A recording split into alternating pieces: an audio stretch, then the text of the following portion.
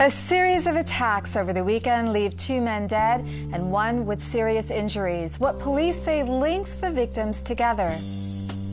If that doesn't change somehow, you're going to have a select few people making decisions for the masses.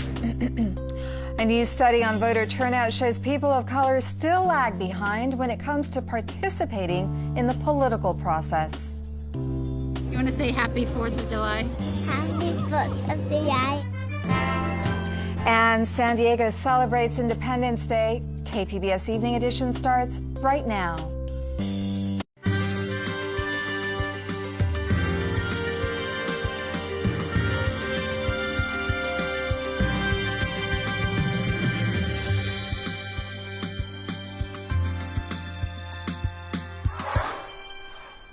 Good evening. Thanks for joining us. I'm Amitha Sharma. The San Diego police are asking for the public's help tonight to find a person of interest in a string of attacks on transient men. Those attacks started yesterday morning, and 2 of those men have died. A 3rd man was stabbed, causing life-threatening injuries. All 3 incidents happened near Mission Bay Park.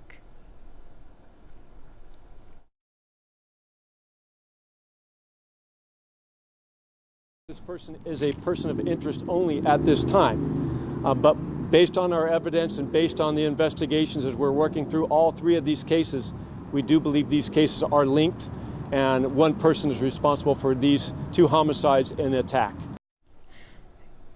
Detectives ask that anyone with information related to these incidents call the San Diego Police Department's Homicide Unit at 619-531-2346 or Crime Stoppers at 888-580-8477. San Diego lifeguards were busy again today as the 4th of July holiday brought hundreds of thousands of people to area beaches over the long weekend. A San Diego fire rescue spokesman says lifeguards made 211 rescues on Saturday and 228 on Sunday. Another prime spot for July 4th revelry today, Coronado. Video journalist Nick McVicker headed out to the island for the annual holiday parade. Whose broad stripes and bright stars through the perilous fight. It's the best parade I've ever been to, including ones in New England. We got some special events today. It's a very lot of people enjoying the day.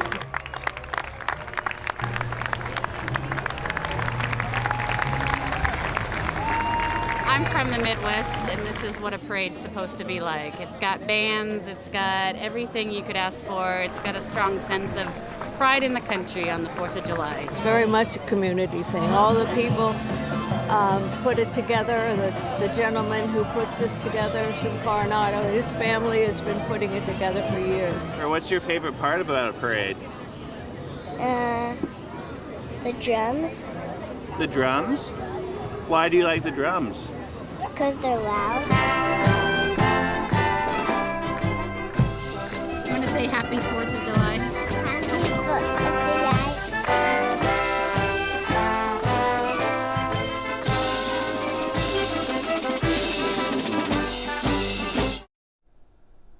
When voters in the United Kingdom decided to leave the European Union last month, it sent shockwaves around the world. We've heard a lot about what the vote, known as Brexit, means for the British economy, but how will it affect our local economy? I spoke earlier with iNews Source reporter Leo Castaneda, who took a look.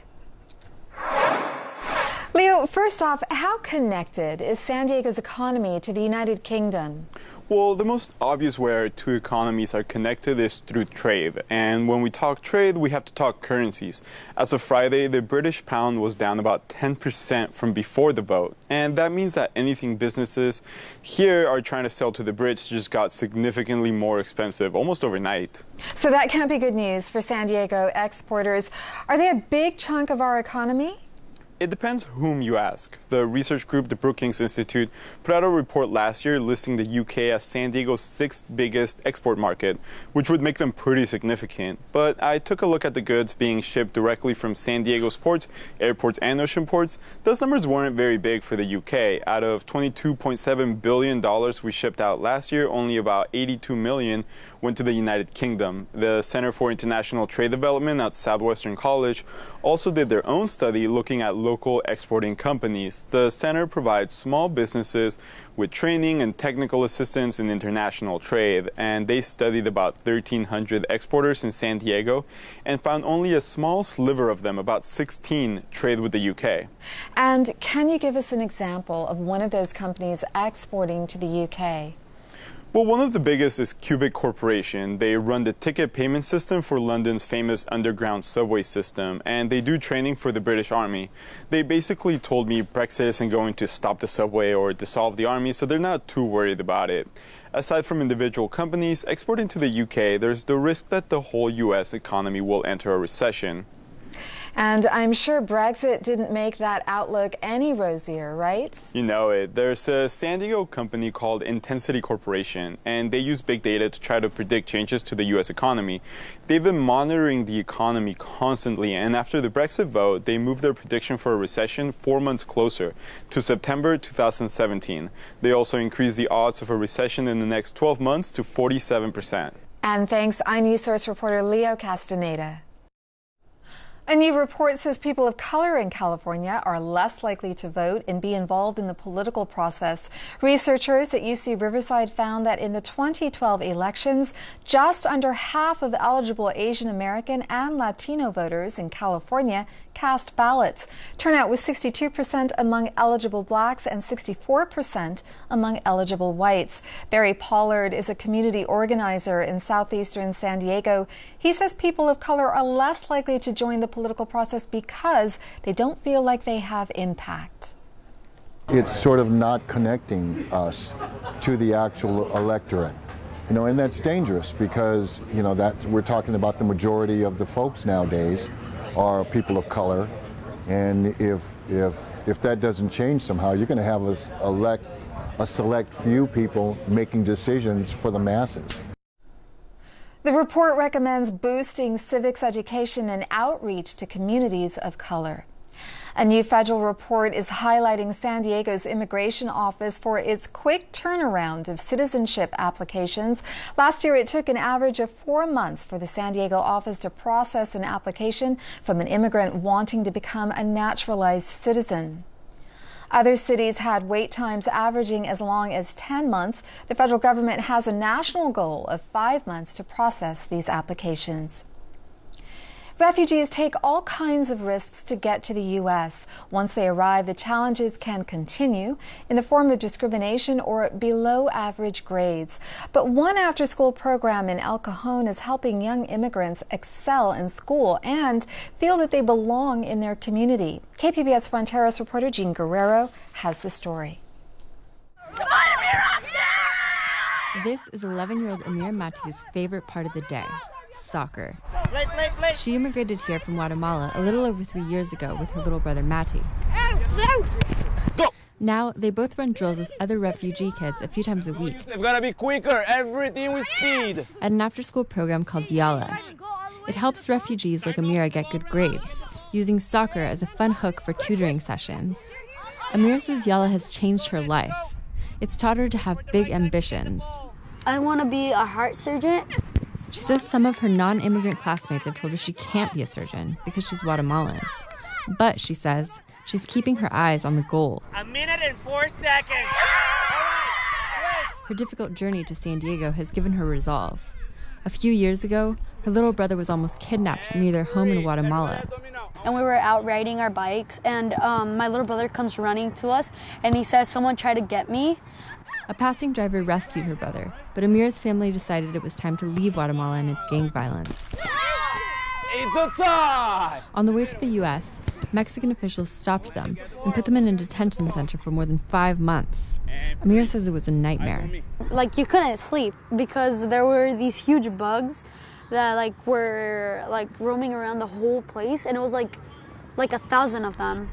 When the family made it to the U.S., they applied for asylum. Amira thought their nightmare was finally over, but she'd missed a lot of school in her long journey to the U.S., and she had to learn a new language. When she started second grade in San Diego, she found it really hard. I felt dumb because I didn't know the answers to any of the questions that my teacher would ask me. She also says her classmates bullied her. Kids would come up to me and they would say, like, "Hi, weird girl," and then I wouldn't understand anything because I didn't know any English at the beginning. I would feel like, oh, this is a country that I'm not supposed to be in and that I'm not welcome here. But then her mom learned about Yala. Refugee kids like Amira go to a classroom nearby the soccer field where they work on things like math, reading, and writing. Amira's little brother, Mati, the one nearly kidnapped in Guatemala, practices English at the Yala program. Sunny for 5 days. Yes. Helping him is Riyam Mansour, an Iraqi refugee. She says the friendships between the students and mentors, many who are immigrants too, are key to the program's success. The soccer part helps build those ties, she says. With soccer, you don't usually need a language to speak it. It's like a universal language. She says the program helps students feel like they belong somewhere. At Yala, students come from Iraq, Sudan, Honduras, and elsewhere. They bond because they've all been uprooted. So it's like getting into a new planet, not just a new world, especially coming from the Middle East. This year, 20 high school seniors graduated from the Yala program. They all received college scholarships. Your reading's 100? At it. You'll get better and better. All right, cool, man. But Mark Caban, who started Yala, notices a change ahead of the next round of funding. Some donors are withholding their support. He thinks it's because of the current immigration debate. Politically, what's happening, I think, the shift in the public attitude towards immigrants, and especially people coming from the Middle East, has affected our young people. Caban also says that Yala students are complaining of more discrimination at school.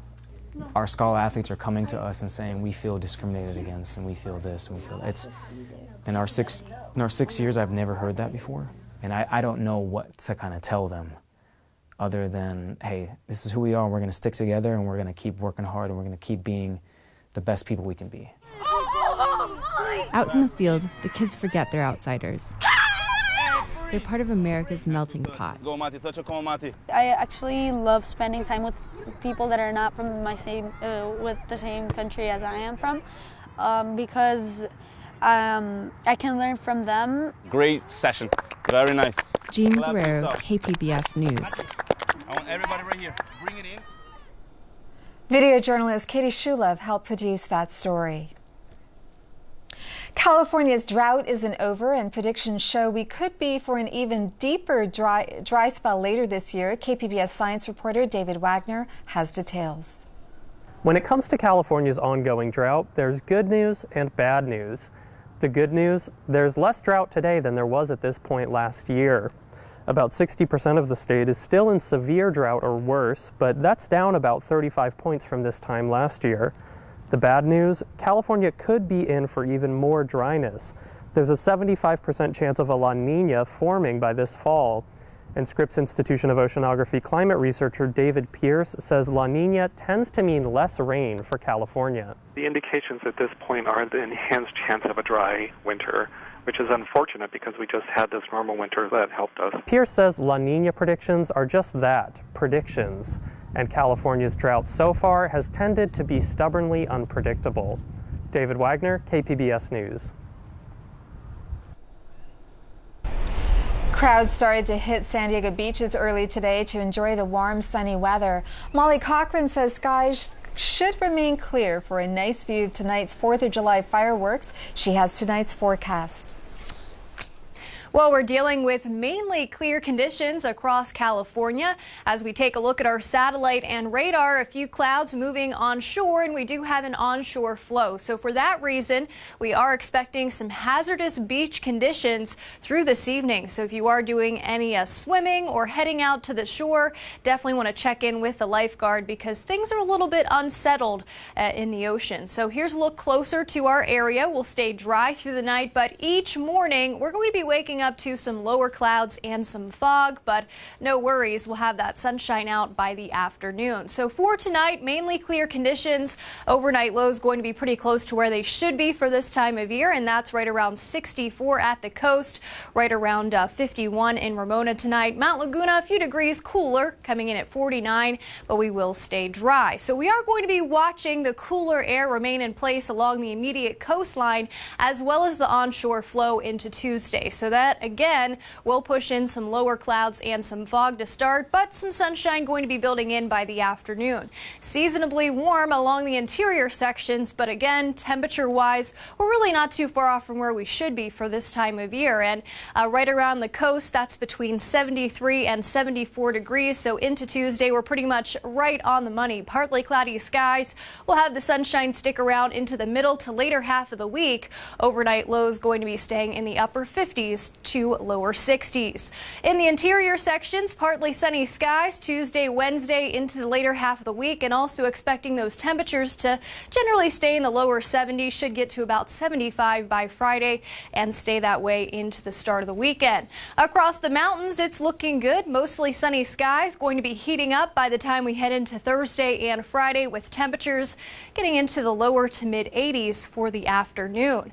As we check out the desert, we'll also be dry in rather warm temperatures each day, getting into the triple digits. So definitely want to make sure you're staying well hydrated if you are going to be in this region, and also take frequent breaks. We'll have that sunshine stick around through the later half of this week.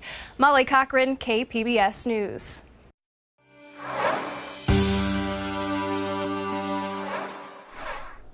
Scientists in Washington State and Maine are studying how kelp mops up carbon dioxide as it grows. AP reporter Bonnie Ghosh says they're hoping the seaweed can help stave off ocean acidification.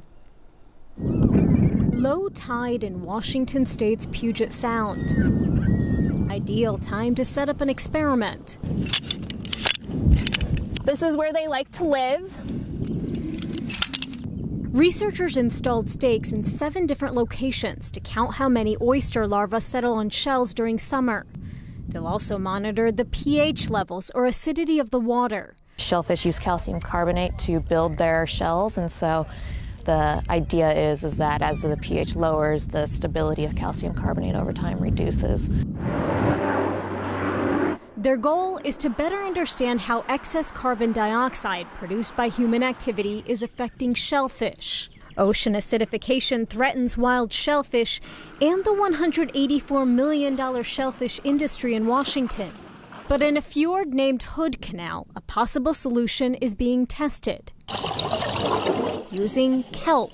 Commonly known as seaweed, kelp is made up of scores of organisms that use carbon dioxide to grow. So scientists want to farm it. Yeah, Bubba! Yeah! All right. Oh, lovely sound. Oh, look at that. After growing kelp seedling in a lab, let's go ahead and tie it right in. 50-yard-long ropes were installed. As the kelp matures, scientists will monitor the water's chemistry. We know the reactions, but we don't know if they scale to be significant in nature. Kelp farms are not common in the United States outside of Maine, where it's harvested for food, fertilizer, and other uses. And I feel that it's an opportunity to basically diversify into another part of the aquaculture. This is what we're looking for. And this is what we think the lines what we have will look like, hopefully in a few months. If the kelp farms are successful in lowering the acidity, it could provide help for fertile estuaries like the Puget Sound, which are important for shellfish industries. We know that this isn't a solution on a global scale, but can we make a difference on a local scale that buys us some time? Time that may be crucial, because ocean acidification is expected to worsen, leaving the world's seas at risk. Bonnie Ghosh, Associated Press. After a nearly 5-year journey, NASA's Juno spacecraft is less than 4 hours from its target. The solar-powered ship will slip into orbit around Jupiter tonight. The billion-dollar-plus mission to peer through the gas giant's cloud-soaked atmosphere and map the interior from above its poles. Scientists have also promised close-up views of the planet. NASA released a video of the approach showing the destination planet glowing yellow in the distance, circled by its 4 inner moons. I'm Judy Woodruff. On the next News Hour, what does history tell us about how free speech can cross the line into language that's dangerous? That's Monday on the PBS News Hour. The iconic Ocean Beach Municipal Pier turns 50 this month, and a ceremony was held over the weekend, marking the ribbon cutting that took place on July 2nd, 1966.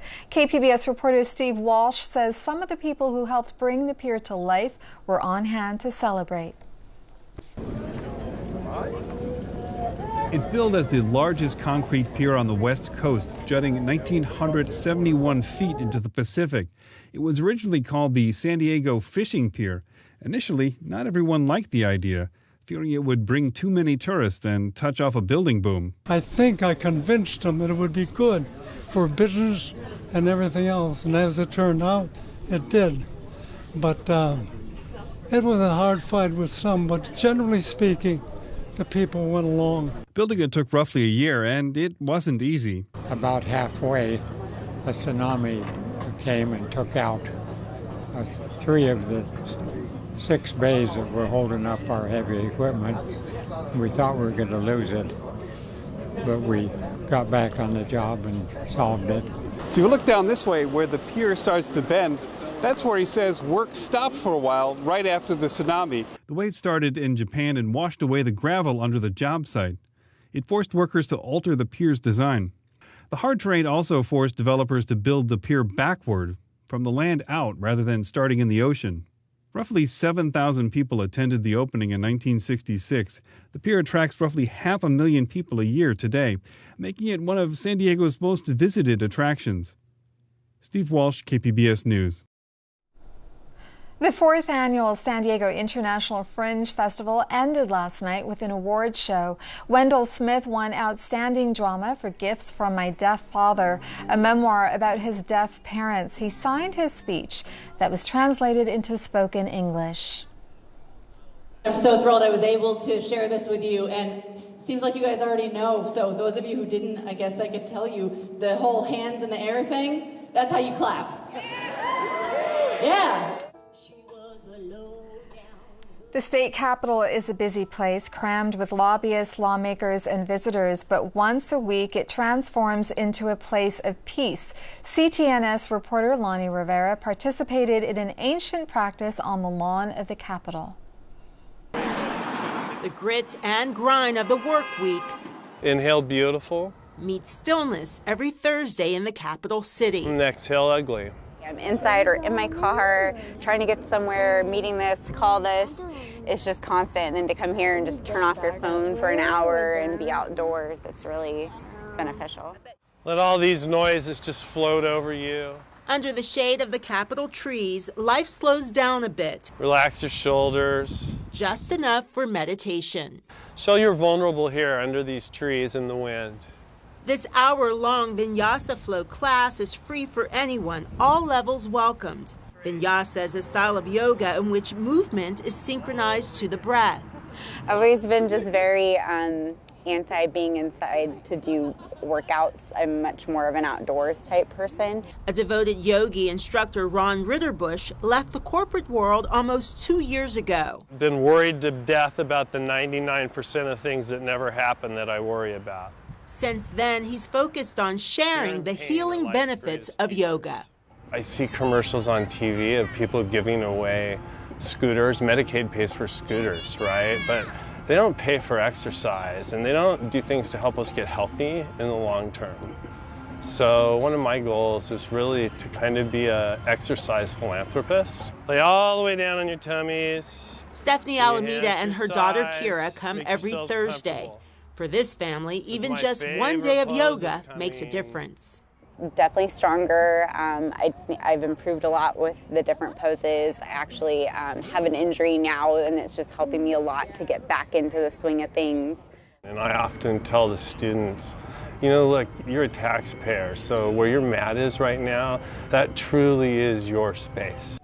Every Thursday, folks come here to the Capitol lawn to just unwind, let go, and take advantage of some free yoga. Inhale confidence. The success stories just keep coming. Now exhale all your doubt. There's so many of people who've come in and said, I can't do that, and 4 months later, they can do that. I think you're exactly where you're supposed to be, right? People from all walks of life breaking from the stress and chatter of the world, looking inward to tap into the mind, the body, and spirit.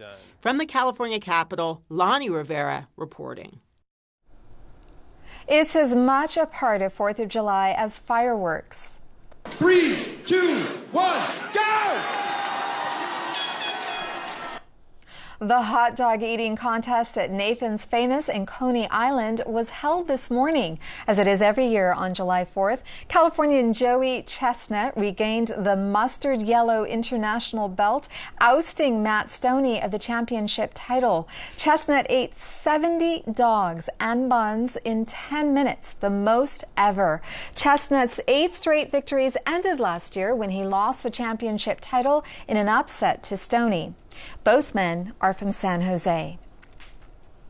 The 16th annual Big Bay Boom caps off a day of holiday celebrations around the county. The extravaganza starts tonight around 9. Fireworks will be shot off from 4 barges in San Diego Bay, with viewing from Shelter Island, Harbor Island, the Embarcadero, and several other places along the bay. For a full list, visit the KPBS website at kpbs.org. You can find tonight's stories on our website, kpbs.org/evening edition. Thank you for joining us and have a great evening.